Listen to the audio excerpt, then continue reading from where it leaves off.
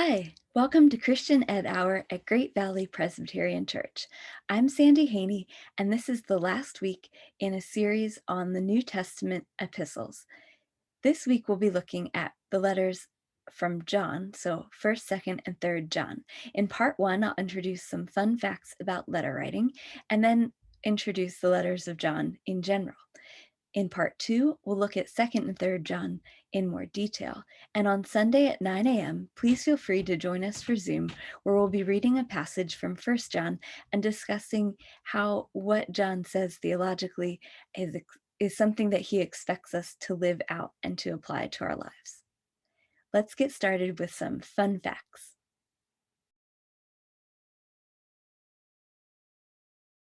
Fun fact 1, letters were written using ink and pens. Fun fact 2, New Testament letters are significantly longer than most ancient letters. And fun fact 3, though we call them letters or epistles, two terms we used interchangeably, some of the letters actually may not be letters. We'll unpack these in more detail. For fun fact 1, letters were written using ink and pens. We need to reconfigure any ideas we might have if we're picturing feather quills. In antiquity, they did not use feather quills. Instead, they used reeds, which could be called calamus, or they used sticks. And the ink that they used, which they could dip into, was made from chimney soot and tree gum. And so this ink was actually quite difficult to remove. So if you made a mistake, you could blot it out, you could cross it out. If you were using parchment or animal skin, you could scrape it off, but often you needed to begin again. And so drafts of the letters were probably written using a stylus on a wax tablet because that was a much better way to begin. A scribe would write down whatever was being dictated to him on a wax tablet, and then once they kind of knew what to do or to write, they could then begin writing on parchment or papyrus using ink and their pen made from either a reed or a stick. So that's one of the ways that letters were created. Now, fun fact 2 says that the New Testament letters are significantly longer than most ancient letters. And so I'm going to throw some numbers at you that I think will help you understand this. Now, the average length of an ancient letter was 87 words. So usually somewhere between 18 and 209 words. To give you an idea of how long this is, I actually counted the words in the Greek text of Philippians 2 because I love Philippians. And the Christ hymn in Philippians 2 verses 5 through 11 is 85 words. So your average ancient letter was the length of the Christ hymn in Philippians. So think about that for a moment and then think about how long the New Testament letters are. Now, someone who is very literary and a prolific writer in antiquity, like Cicero, did average a bit more. So Cicero averaged 295 words per letter, and Seneca 955. So that seems quite long. Maybe Paul fits with them. Well, no, actually, Paul's letters are averaging 2,495. His shortest letter is Philemon at 355, and his longest letter is Romans at 7,101 words. This is huge. So receiving the letter to the Romans must have been quite a shock because it far exceeded any normal length of a letter. And one of the reasons letters were so short is because they were costly to produce. So scholars estimate that Romans cost somewhere between $2,000 and $2,500 in American terms to produce. So that was an extremely expensive, long letter. Now, this week we're looking at 1st to 3rd John, and 2nd and 3rd John actually would have seemed to be much more normal ancient letters. 2nd John has 245 words, and 3rd John has 219 words. So there's still actually quite a bit over the average ancient letter of 87 words, but for the New Testament, they're actually pretty short and much more similar to what ancient letters looked like. So, 2nd and 3rd John give us a little bit of a taste of what letters really did tend to look like in antiquity. Um, they're more average than the others, but the New Testament letters really are significantly longer than what we would expect. And again, they're costly to produce, but clearly they're important and they're preserved. But if you were an original listener or recipient of the letters, you might have been in a little bit of shock because they were so extraordinarily long. Now, in Fun Fact 3, I shared that not all of the letters were actually letters. And so I'd like to unpack that just very briefly. In this series, we looked at the New Testament epistles, but we didn't look at Hebrews. And that was just in part because of how Christian Ed has decided to lay that out. We can only do so much at one time. But Hebrews actually doesn't necessarily fit with the New Testament epistles because people suspect that it's actually a sermon. Perhaps similarly, Second Peter, though we call it a letter, really appears to be more of a farewell address. Second Corinthians is perhaps a collection or a composite of multiple letters. James is really a wisdom literature treatise that somehow is turned into a letter. And for the sake of today's discussion, First John doesn't appear to be a letter really at all. In fact, First John seems far more like a sermon. It's missing elements of an ancient letter. It has no clear salutation, no thanksgiving, no closing.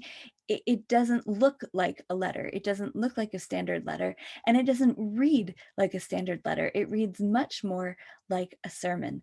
And so it's very likely that First John, in addition to some of the others, may not actually be a formal letter in the way that we might classify letters, but in fact is a sermon and was meant to be read as a sermon, not so much a letter.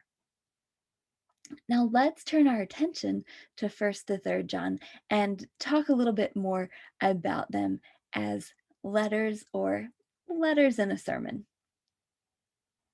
The letters of 1st to 3rd John are not written to a community in any particular space. So these are not letters to the Romans or letters to the Thessalonians, but they do have a potential location on the map. John's communities were associated with Ephesus. So the Apostle John and his followers were associated with the city of Ephesus. And so these letters either came from Ephesus or were intended for a community around Ephesus or in Ephesus. What scholars call the Johannine community was located probably in the region of Ephesus. Now, the Johannine community is simply a fancy way of saying the community of believers who were instructed by the Apostle John, shared in his teachings, followed in his tradition, passed on his tradition, and were greatly influenced by the Apostle John. And so when we talk about 1st to 3rd John, we actually talk about them typically as Johannine literature. It's a fancy adjective. If you are born in the United States, you are an American. If you're in Pennsylvania, you're a Pennsylvanian. If you are a member of John's community, you're part of the Johannine community. And so the Johannine school or the Johannine community are a group of believers who have been shaped by the Apostle John and may have even continued to either write in his name or to edit his works and compile his works. And so when we're talking about 1st to 3rd John, we're really looking at Johannine letters, whether they come directly from the apostle or his followers, or were from the apostle but collected and circulated by his followers, is a little difficult to ascertain. But certainly they're associated with the Johannine community, which is associated with the city of Ephesus in Asia Minor, current day Turkey. When we look at the letters 1st to 3rd John, it's a bit unclear to whom they are intended. First John has no real intro. It is just jumps right in and assumes that we know its recipients. Second John is to the elect lady and her children, Is that a particular person? Is that a reference to a church and its believers, a church leader and its believers? We're not entirely sure. And third John is to Gaius, but we don't really know who Gaius is or uh, much about him at all, other than what we have in the letter. So first to third John are a little bit difficult to pinpoint as far as their recipients. What scholars do surmise is that there's a possibility that second John was actually the introduction to first John. So we don't know what order these letters were composed, and we're not really sure, just because we label them first, second, and third John, we're not really sure how they were distributed. So there's no reason to assume that first John was written before second John or even third John. We don't know the order, but some surmise that perhaps these were circulated together, with second John serving as a preface, and then first John kind of serving as the sermon, and third John being an additional note to a specific person, Gaius. So you can imagine an ancient community receiving this packet of letters where in the first they have a kind of broad, to the elect lady and her children, a broad greeting and letter that was similar to the ancient letter length, and then reading a sermon that they knew came from the Apostle John or his followers, and then reading third John and kind of passing it on to Gaius and saying, hey, this one's for you. We don't know, but certainly they are letters that we tend to read in order, first, second, and third John, because of the way we've numbered them, but that might not at all be how the ancients received them. Now, all of these letters have some um, similarity to or connection to the other books of John, so the Gospel of John, and we'll see that when we look more deeply at Second John in particular. But certainly they share in common some themes and some ideas, and they also then share some things in common with Revelation, because the Gospel of John, Revelation, First, Second, and Third John are all considered Johannine literature and associated with John and his followers and his community. Now, in First John, in this sermon, one of the major themes is love, and John ties this to all sorts of things, because he really writes in what we'd call dualistic terms. In other words, love, hate, light, darkness, um, truth, falsehood. You kind of either or, we'd say black or white. And so, in this sense, he aligns things together. So, if you love, you obey, you have life, you live in light. And these are themes that you can trace through the Gospel of John, but are particularly prominent in First John. And so, in First John, he talks about love, he talks about obedience, he discusses sin.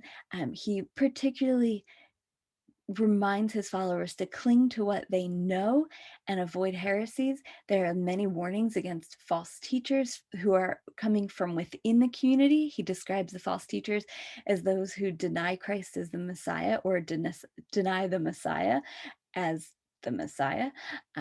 And who deny Christ coming in the flesh. And so First John also includes encouragement to stay faithful and reminders of the promises of God. It is a beautiful letter, and we'll look at it in more detail on Sunday during Zoom. Now, second and third John are much smaller letters, and they deal with similar concepts, but they're much smaller. They're dealing with issues in the community having to do with hospitality.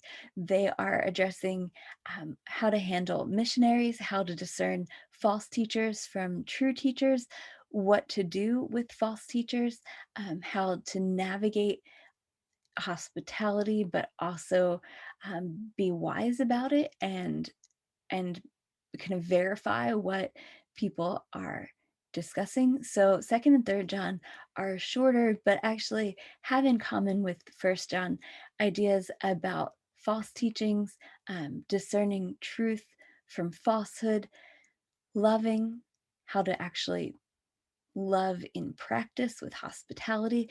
And so they are certainly letters that resonate and fit well together. Before we get to part 2, where we'll be looking at 2nd to 3rd John in more detail, I offer some reflection questions for you to ponder this week as you look at 2nd and 3rd John, perhaps as you read 1st John to prepare for Sunday. So some things upon which we can reflect. Reflection questions for this week. Before we get into the questions, I just wanted to note something that I think I've tried to emphasize over the course of this series. And that's that all of the letters function in the early communities to connect believers, to teach them how to flesh out their faith, how to put it into practice, and to help them articulate what they believe and why that matters for their lives in light of what they know about Christ. And John's letters certainly do the same. John's letters remind their recipients, remember what you know. Remember what you know. It tells them practically how to demonstrate their faith, how to flesh it out, and it helps them figure out what they believe, what core beliefs they should hold fast, and why all of this matters. It also connects them, of course, because these are letters from believers being shared and passed. So, in light of that, how do the letters help us flesh out our faith in Christ? How do we read letters to first century Christians and apply them to our lives? How do we do that well? How do we disciple others so that they may learn to do the same? We often read scripture and we want to apply it to our lives, and we should apply it to our lives. How do we do that? How do we do that wisely? How do we do that in the 21st century in such a way that we are truly embodying a Christ-like faith? How do the letters help us? What are maybe some obstacles as we read? So I just encourage you to reflect on how the letters help you, but also perhaps some of the struggles we have as we take letters written in the first century and try to apply them to a world that is in some ways very similar and in some ways very different to that first century. And how do we teach others to do the same? What are we doing as a church, as individual believers, to teach others how to read the letters, how to apply the letters? Next, what are means by which we communicate with fellow Christians? How do we stay connected to other believers? There might be some positive ways that this pandemic has helped us to connect with other believers, and certainly we have had to rethink how we stay connected to one another. So, how do we do that? How do we communicate with fellow Christians? How do we stay connected? What methods are helpful for us to be connected? And what is detrimental? What has disconnected us? And how might we fix the things that have disconnected us, or begin to reconnect? And last, I'm thinking of the Johannine community and the way in which early Christians were really shaped by the Apostle John and embraced his gospel and his teachings and followed in his footsteps in so many ways. I offer these questions. Who has shaped your community and your understanding of Christ? Who has been your John? How does that continue to form you and influence your faith? Perhaps you've moved to a different church as an adult, but you were really formed by your earliest communities. Or perhaps the person who introduced you to Christ really mentored you and discipled you. How has that shaped your understanding of Christ? In other words, to whom should you give thanks and um, gratitude toward for shaping your faith in positive ways, for teaching you rightly about Christ? And in what ways are you still actually part of that community? So if you had to imagine yourself as an early believer, instead of being in John's community, what would your community be called? And who would be your leader or your ancestor in the faith?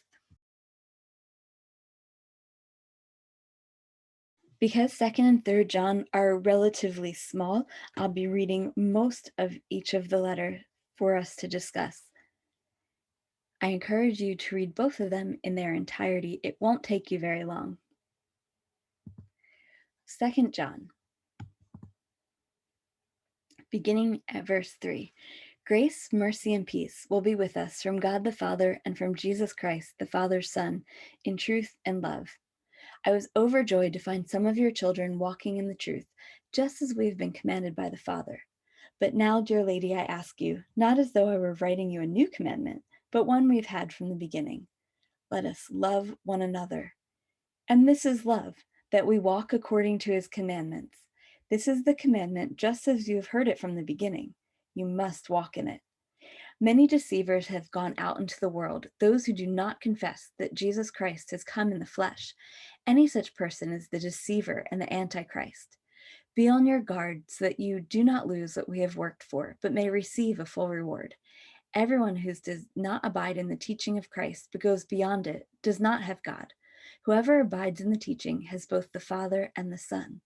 Do not receive into the house or welcome anyone who comes to you and does not bring this teaching, for to welcome is to participate in the evil deeds of such a person.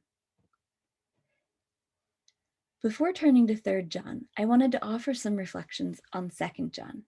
First, note how he begins the letter with a reminder that the source of their grace, mercy, and peace are God the Father and Jesus Christ. And he tells us who Christ is. In case we've forgotten, Jesus the Messiah is the Father's Son. So John is very well known gospel-wise for Trinitarian theology, for really elevating Christ and his divinity. And 2nd John certainly fits that with reminding us, Jesus is the Messiah and the Son of God. He also reminds us that we have truth and love, and these are themes throughout, particularly 1st John. And he praises the community because they are walking in the truth. But he reminds them that if you're really walking in the truth, then you have to love one another. And he says, this is not something you've never heard before. In fact, this is a commandment that you received from Christ. We know in the Gospel of John, this is what Christ commands his followers: love one another. And so 2nd John is telling us, remember, you already know this, that you need to love one another. And for John, to love means to obey. So loving means walking according to his commandments, obeying the commandments. And of course, what is that commandment? But to love one another. He then offers some warnings against those who have likely come from within their community, and he calls them antichrists or anti-messiahs. He says those who don't confess that Jesus the Messiah has come in the flesh, they're deceivers and anti-messiahs. So you have two things, two core beliefs that John makes very clear: that Jesus is the Messiah, Jesus the Christ, Jesus the Messiah, and that Jesus has come in the flesh.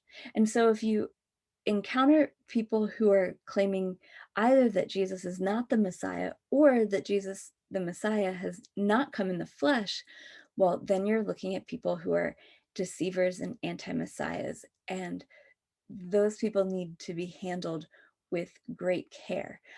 They are people against whom you should guard, and if they are not teaching what Christ has taught, if they are not professing that Christ has come in the flesh, that Jesus is the Messiah, then he actually doesn't abide in the Father and Son.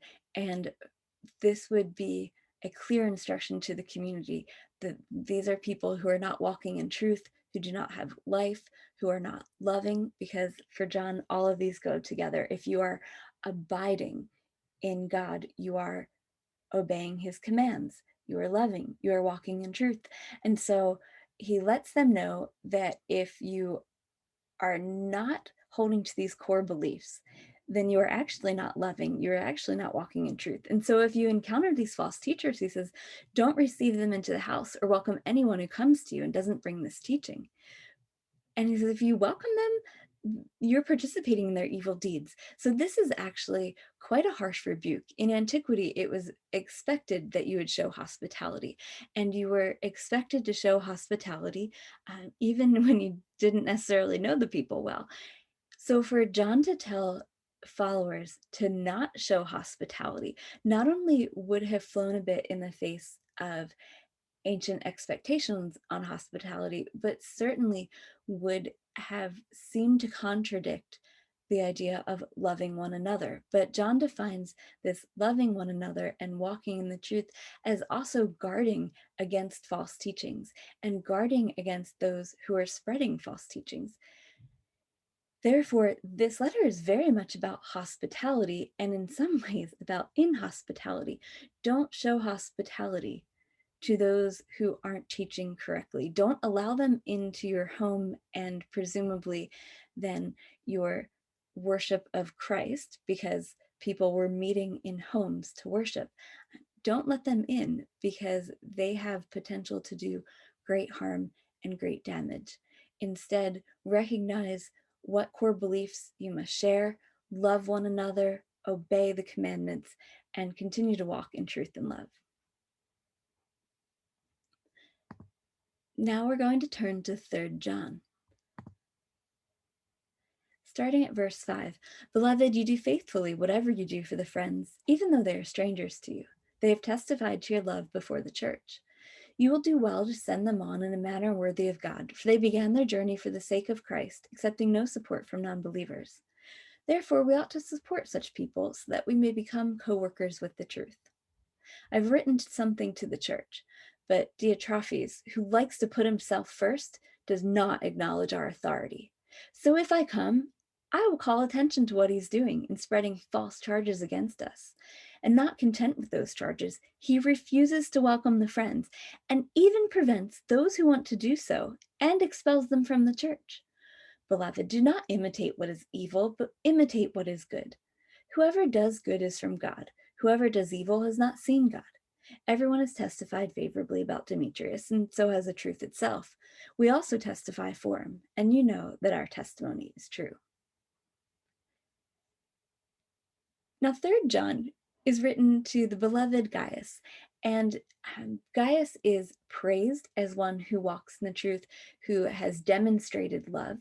And it could be that 3 John is a note attached to 1st and 2nd John that should then be passed to Gaius, or perhaps 3rd John is written later than 2nd John and is actually correcting or nuancing some of the ways that people tried to put into practice John's instructions in 2nd John. We know in 2nd John, he exhorts the people to not welcome those who are spreading false teachings. And it looks like one of the ways that this perhaps has been fleshed out is that there's a member of the community, Diotrephes, who is ignoring what John said or listening to him to the point of far exceeding anything John actually said. And he is not welcoming anyone. And actually, anyone in their community who shows hospitality, Diotrephes is kicking out. And so 3 John is written to Gaius and says, look, you are faithful. Whatever you do for the friends, you are faithful. You are receiving strangers. You are rightly discerning who should be welcomed. And it praises Gaius and contrasts him with Diotrephes, who has clearly missed the whole point. 2nd John might be suggesting that you shouldn't show hospitality to all, but 3rd John is reminding us that you're still supposed to show hospitality. And those who are truly fellow believers, who are friends, who are sent out in truth, they should be welcomed. And Gaius has done so. Gaius has welcomed them. And so 3rd John praises Gaius, but then says, look, you have this other member of the community, and this is a problem, and I'm going to call him out. So 3rd John does call Diotrephes out. I mean, he lets people know this is not what you're supposed to do. You can't reject every missionary. In fact, you're supposed to show hospitality to them.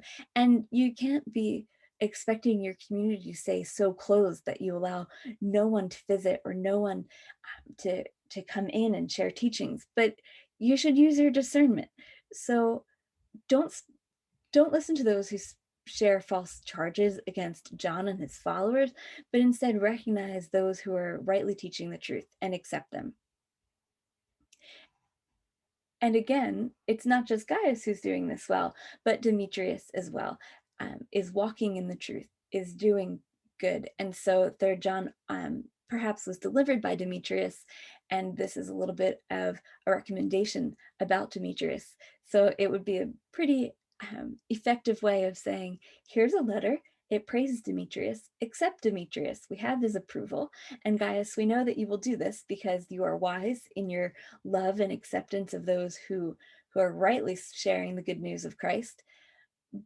But Diotrephes, well, he is ignoring what John says, and he's going to the extent of showing inhospitality even to those who are spreading the gospel in effective ways.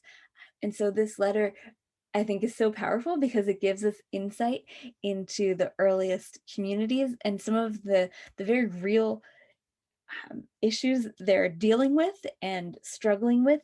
And second and third John also remind us that some issues are more complex than we might like to think. False teaching, hospitality, receiving people. It might take a little while to figure this out, to figure out how to do it well, how to do it correctly. And so second and third John, I think, really do a good job of reminding us that these letters are meant to be lived out, and they really were written to real people who are trying to grasp and grapple with how to love Christ, how to live faithfully, and how to do it well. So to end this week, I offer some reflection questions based on 2nd and 3rd John. First, when we face situations that are complex, do we seek God's wisdom to help us figure it out? Can 2nd and 3rd John help us navigate any particular issues? So when we're faced with really difficult situations, do we seek God first? And do we seek then scripture to help us navigate it? And do we ever think to turn to 2nd and 3rd John? I mean, I think we sometimes perhaps have a tendency to look to Romans. I go to Philippians, but do we ever think, oh, I wonder if 2nd and 3rd John have something to teach me here or help me deal with this situation? And similarly, because 2nd and 3rd John really do talk about hospitality, I encourage us to reflect upon the question of, what does hospitality look like today, particularly in the kind of hopefully end stages of a pandemic, during a time where sometimes not being hospitable actually is a way of being hospitable. What does hospitality look like today in 2021? And how are you hospitable? In what ways is our church hospitable? And how can we seek to grow in hospitality, both as a church and as individuals? 2nd and 3rd John also remind us that hospitality should be done carefully, and particularly when we welcome people into the church. How do we discern um, whether they are false teachers or believers who understand the truth? How do we disciple them so that they might understand the truth? And so I encourage you to reflect upon the question of, who and what help you discern whether someone is faithful to the gospel? What are the core beliefs that Christians must share? And how do we handle false teachings or teachers? In the letter of 2nd John, he makes it clear, if somebody is showing up and proclaiming that Jesus is not the Christ, they're an anti-Messiah, they're an antichrist. Don't welcome them. And if someone shows up and claims that Christ did not come in the flesh, they're false teachers. And so, what are some of the core beliefs that we say, you really need to cling to these? You need to be able to profess these.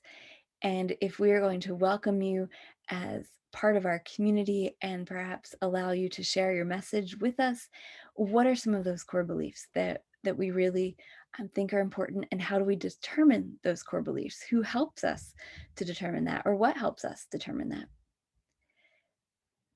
Perhaps similarly or relatedly, when we think of love and loving others, two huge themes throughout 1st to 3rd John, do we consider the role that rebuking and rejecting actually play in love?